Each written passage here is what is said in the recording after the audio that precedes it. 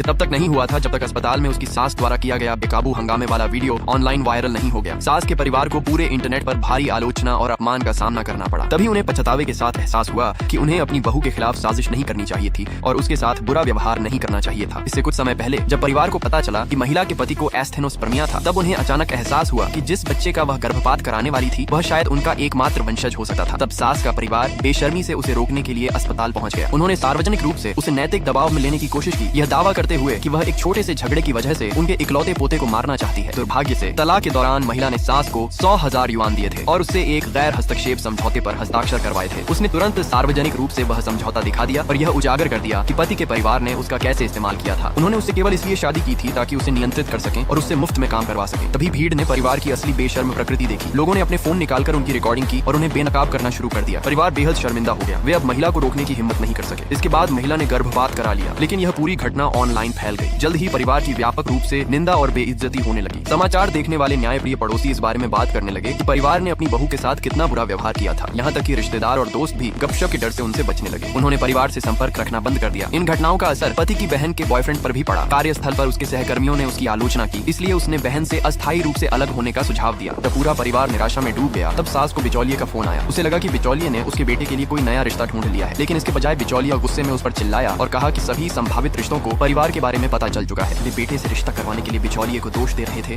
और आरोप लगा रहे थे कि बिचौलिए ने उन्हें फंसाने की कोशिश की। आखिरकार परिवार ने अपनी पूर्व बहू के साथ बुरा व्यवहार किया था। बिचौलिया इतना गुस्से में था कि उसने कहा और बेटे को गंभीर एस्थेनोस्पर्मिया था। कोई भी सम्मानित महिला उससे शादी नहीं करना चाहेगी। इतना कहकर बिचौलिए ने गुस्से में फोन काट दिया। उसी पल सास टूटकर रो पड़ी। उसे अपनी बहू के प्रति इतना स्वार्थी और क्रूर होने का पछतावा हुआ। लेकिन महिला का पूर्व पति हमेशा अकेला नहीं रहना चाहता था। वह बेशर्मी से फलों का टोकरा लेकर महिला के घर गया और सुलह की भीख मांगने लगा। हालांकि वह महिला से मिल भी नहीं पाया। उसके पिता ने सीधे उसे बाहर निकाल दिया। पड़ोसी भी बाहर आ गए और उसकी आलोचना करने लगे। तभी उस आदमी को एहसास हुआ कि वे कभी दोबारा साथ नहीं आ सकते। उसे शर्मिंदगी के साथ वहाँ से जाना पड़ा। अपने परिवार और दोस्तों के समर्थन से महिला धीरे धीरे उस आघात से उबर गई। अपनी असफल शादी से सीख लेकर उसने मास्टर डिग्री करने और एक बिल्कुल नई जिंदगी शुरू करने का फैसला किया।